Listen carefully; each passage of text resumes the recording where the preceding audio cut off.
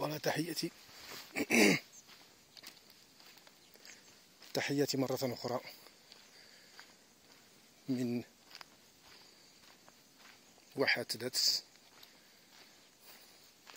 صور مؤلمة جدا، واقع محزن، جفاف وحسرة على ما آلت إليه الأوضاع. مجال وغطاء غابوي كبير جدا يعاني في صمت.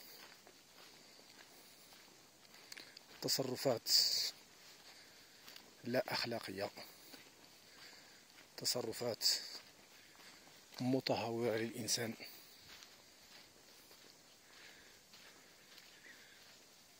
وضع يهدد بكارثة طبيعية شاملة. كما ترون هنا أشجار الكرموس البلدي المعروف، واللي وصلوا الثمن ديالو في الأسواق إلى 25 درهم للكيلو الواحد.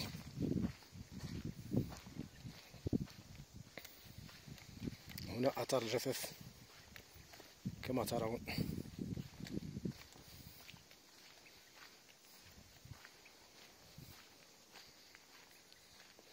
هذه هي حالة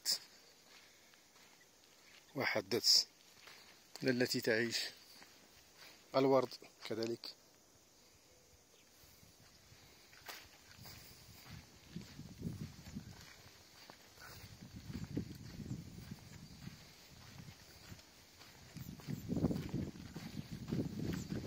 صحيح أن الجفاف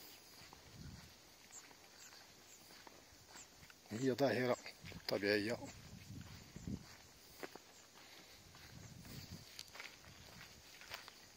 صحيح أن الجفاف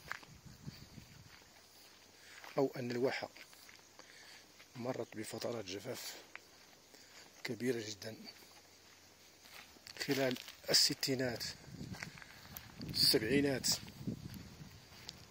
بل أن المنطقة تعرضت لفيضانات كبيرة جدا خلال الستينات. هنا صورة قاتمة عن الورد البلدي،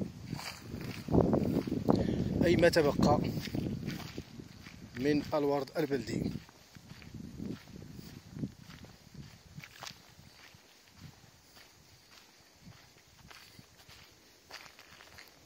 الواحة اللي كانت مصدر عيش السكان لم تعد قادرة على تحمل المزيد. صور مؤلمة جدا.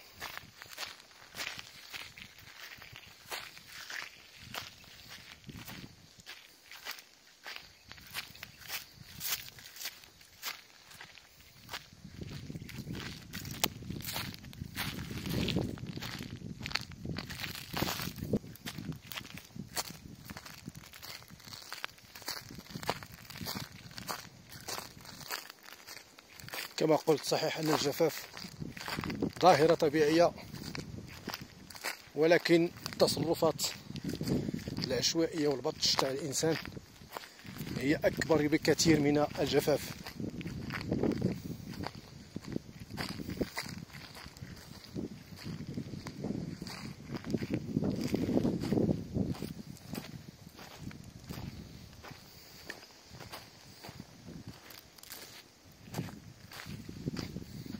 عدد من الباحثين في الشأن السياسي والمحلي والجمعوي الطبيعة عندهم آخر ما يناقش. التلوث، البيئة، الطبيعة آخر شيء يناقش للأسف الشديد.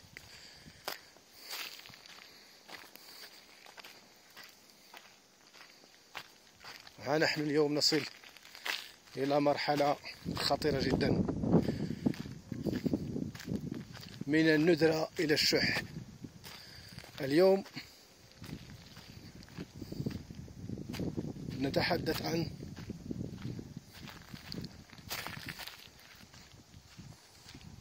أزمة مجال ككل، أزمة انتماء، أزمة هوية، أي تلك العلاقة التي كانت تربط الإنسان بالأرض، عشق الأرض، الانتماء، لم يعد كما كان. اجتمعت عدد من المشاكل والعوامل لتجعل من هذا المجال يعيش هذه الأزمة كما ترون، وحدت بمؤهلتها الطبيعية والبشرية لم تستطع أن تتجاوز هذه المحنة. تم تشكيل جمعيات سقوية في كل دوار أو في كل مكان، لكن ذلك لم يجدي نفعا. الاستغلاليات كما ترون تركت وحالها، الإنسان غادر هذه المناطق، لم يعد يهتم بهذا الشكل من المعيشة. الإنسان أصبح يعشق الحياة الأوروبية، والبعض بأفكار شرقية. لا حلول، ليس هناك إلا حلول ترقيعية. هذا المجال في حاجة إلى استراتيجية وإلى نموذج تنموي حقيقي، وإلا سنجد أنفسنا بعد 50 سنة أمام مشهد مؤلم وضياع لإرث طبيعي عمل عليه الأجداد.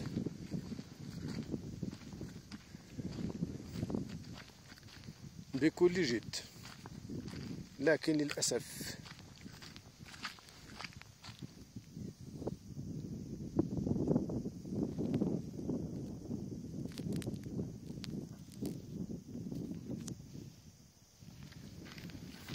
لم يستطع الجيل الحالي